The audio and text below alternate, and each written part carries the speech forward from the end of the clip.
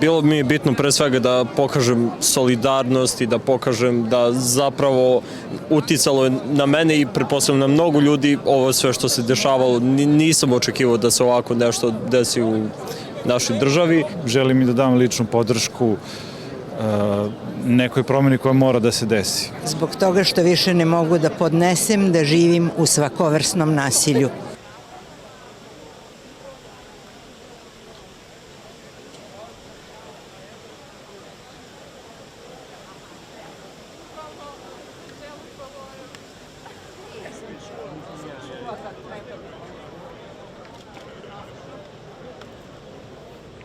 Zahtevi mi deluju prihvatljivo i mislim da je to nešto prvo zašto treba da se borimo, da istrajemo, da se ti zahtevi ispune.